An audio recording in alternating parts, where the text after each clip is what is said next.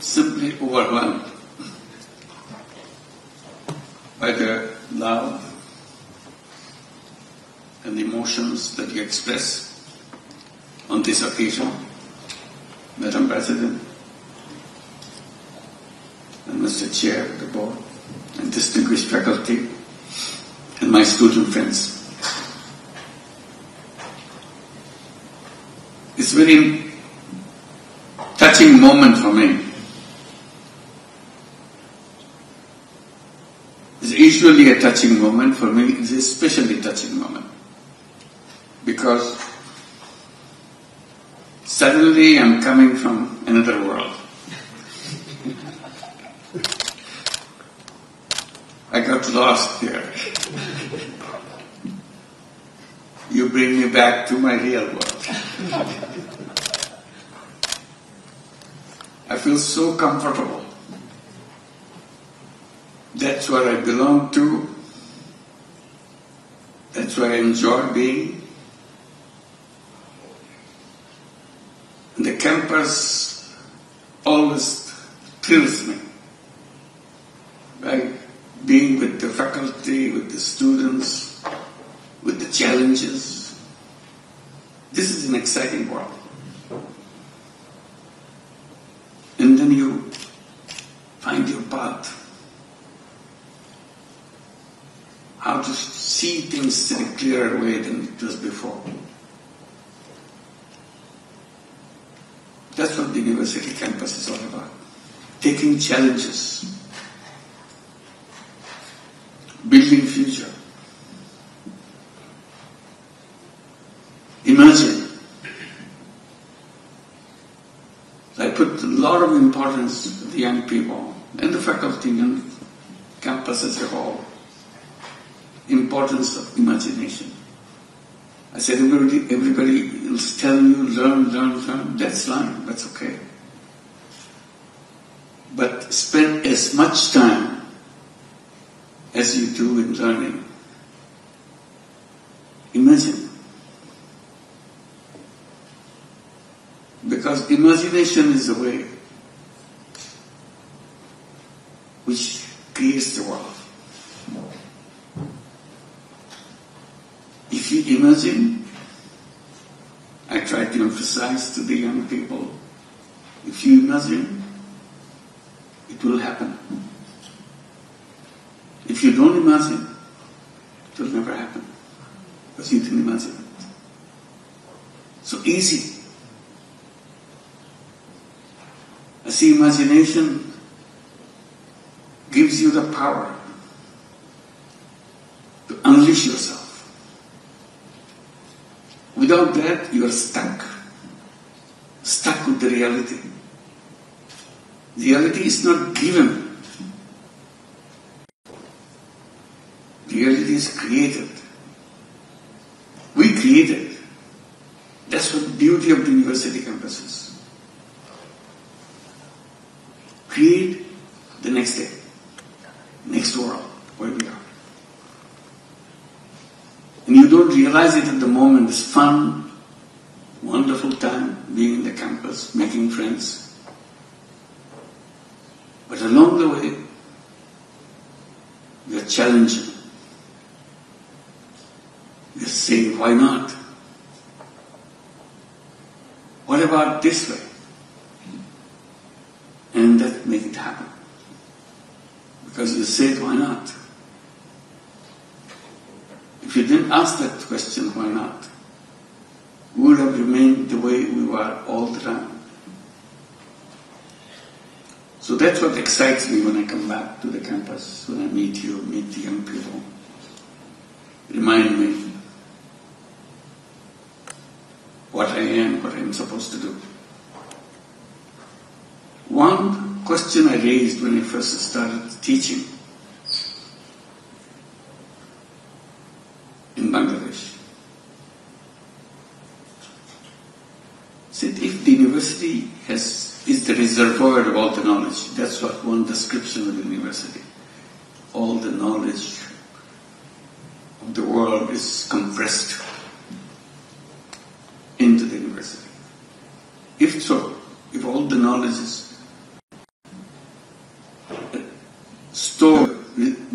reservoir, the campus. How come you have so much power outside your door in Bangladesh? How come your knowledge doesn't spill over to them? Maybe your reservoir doesn't have anything. You're faking it.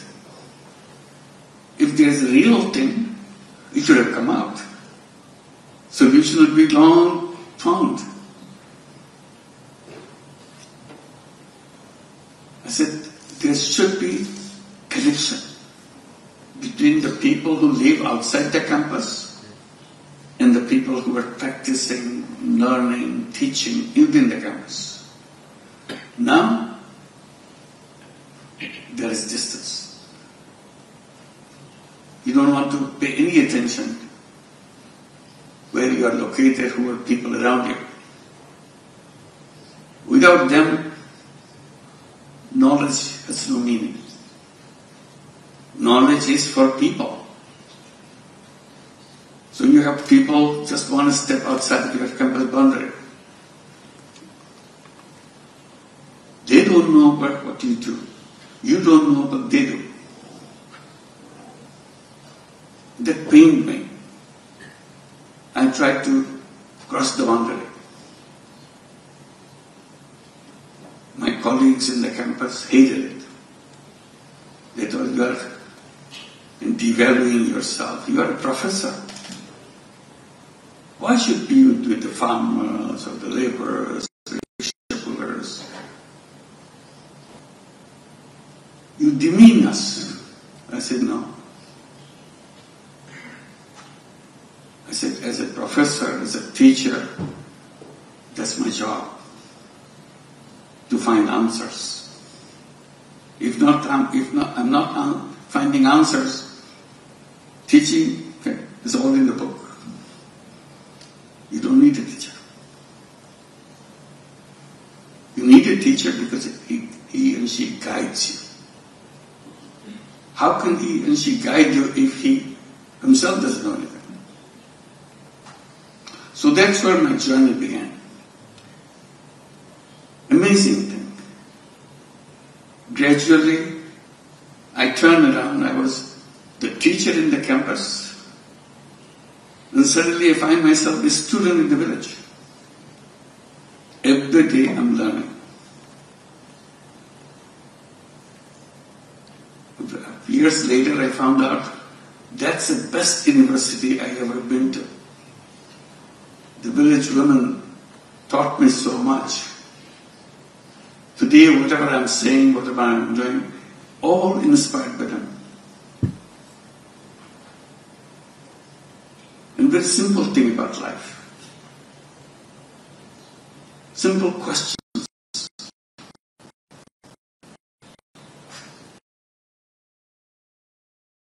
And first began with just giving tiny loans. I had no idea. No book tells me that I had to pay good.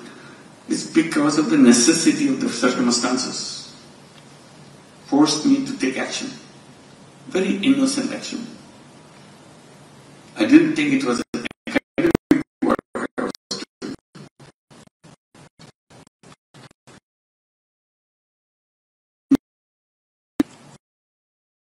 It challenged the whole banking system. I said, it's very funny. Banking system is designed in a way, the more you are rich,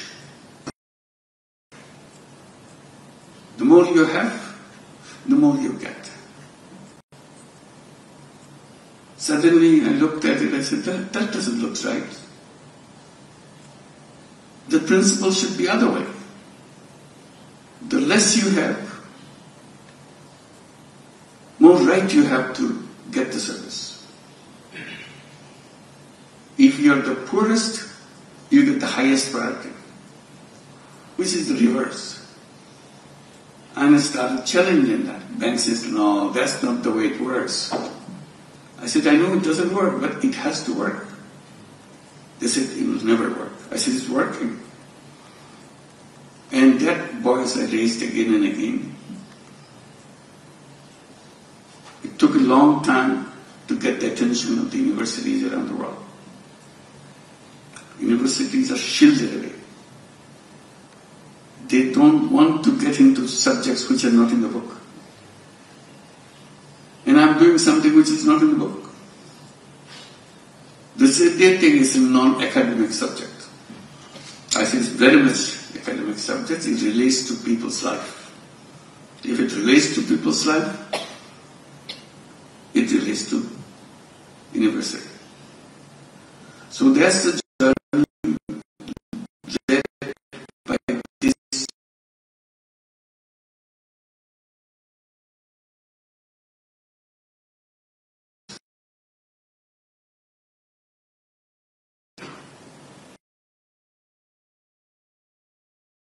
feel and start talking.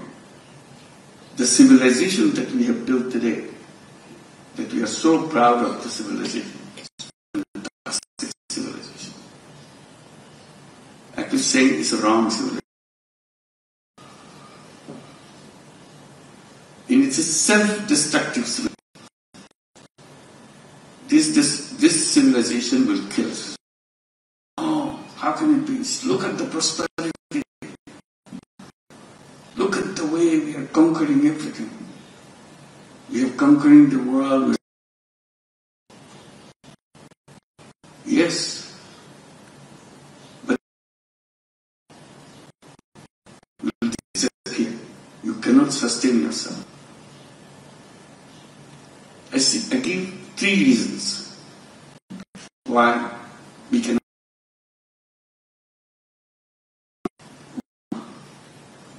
Environment. Everybody agrees there's something wrong with us on the environment issue. I say it's not about something wrong. It's inching towards destroying everything that we have. If you just simply take one aspect of it, there are so many aspects. Waste. I said the way we are fast exploding with waste.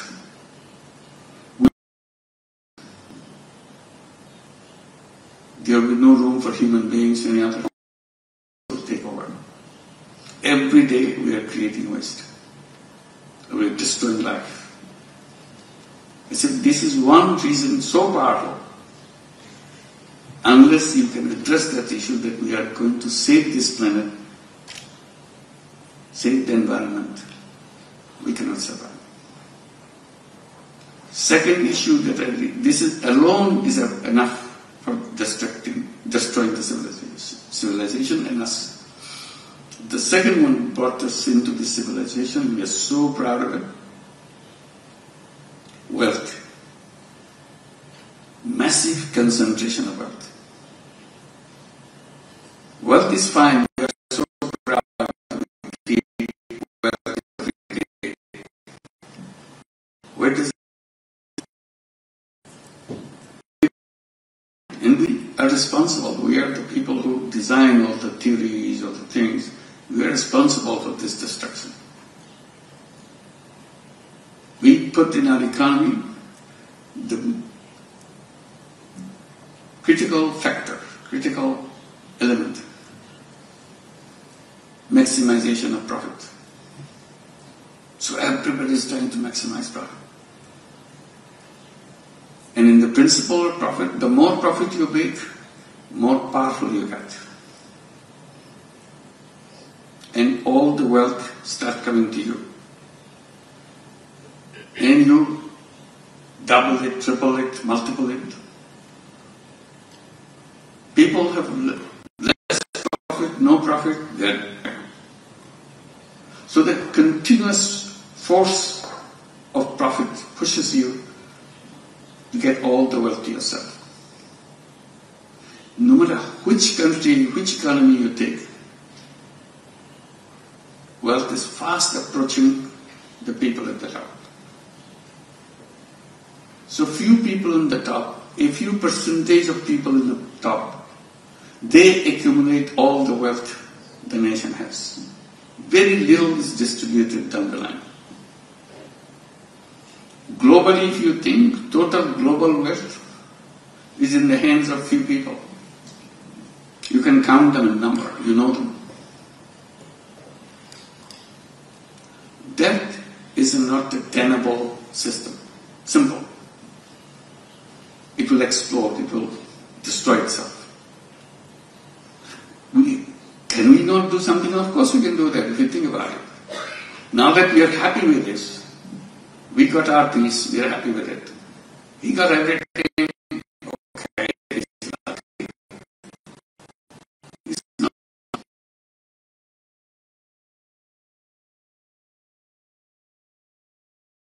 Every other people is as smart as him. Once you get bigger, you get the biggest. You continue.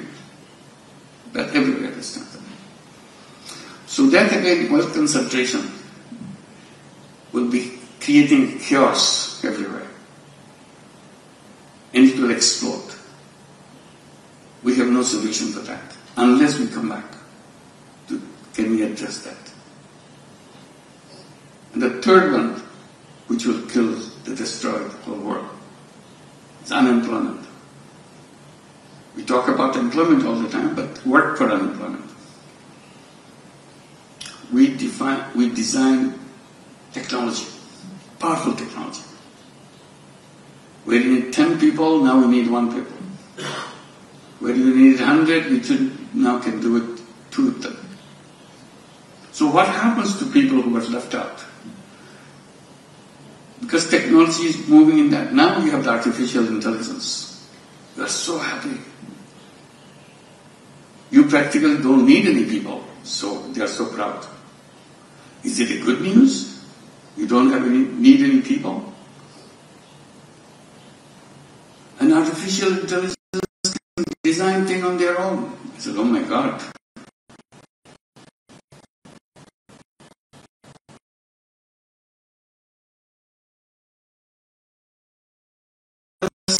Me to do things. Make it easy for me to do things. I don't see artificial intelligence as a... Because I see that artificial technology is taking away my control on this. If the technology takes away control, he said, who are you? Artificial intelligence challenged me, who are you? So this led me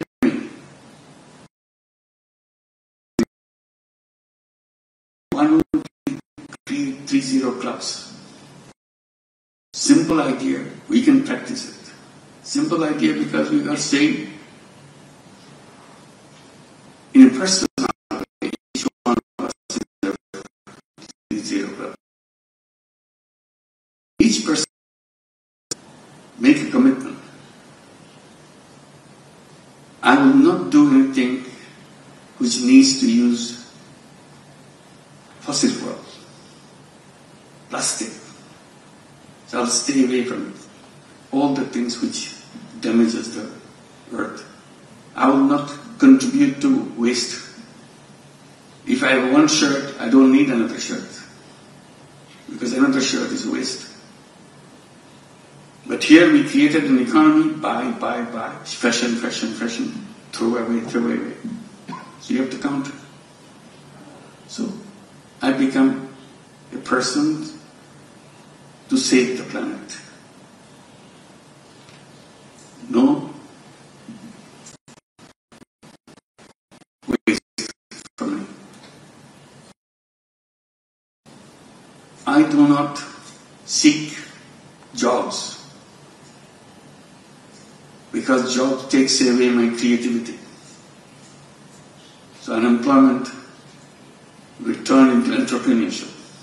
I'm not looking for employment. So unemployment doesn't mean anything to me.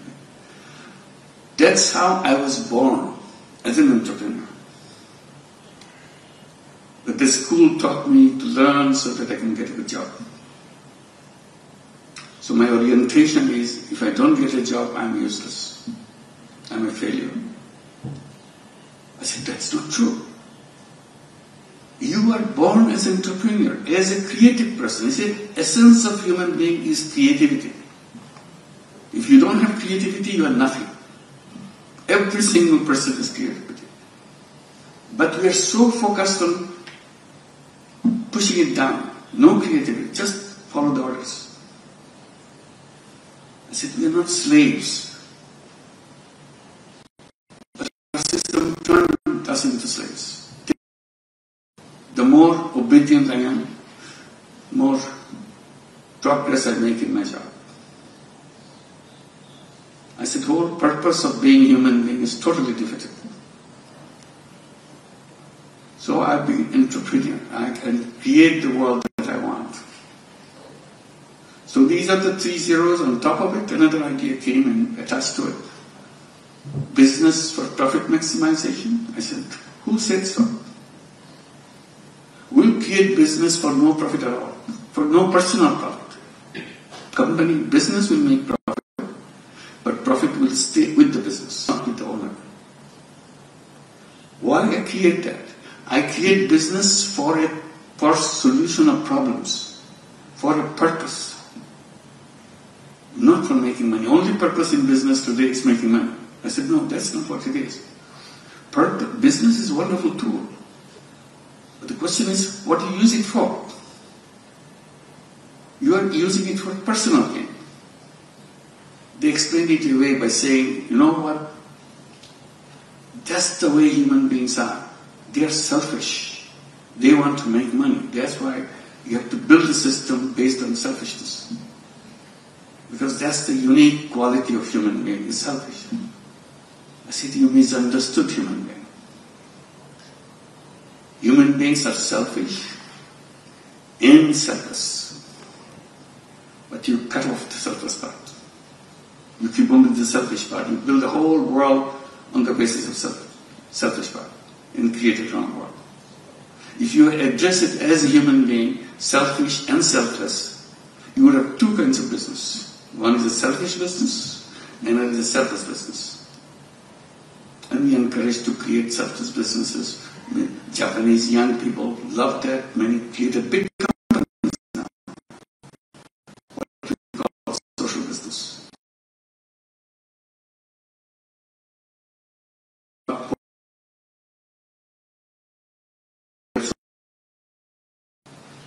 Trying to see how to solve problems. Many businesses do. Business is a very powerful tool, but the purpose has to be put in there, right purpose. So one thing led to another.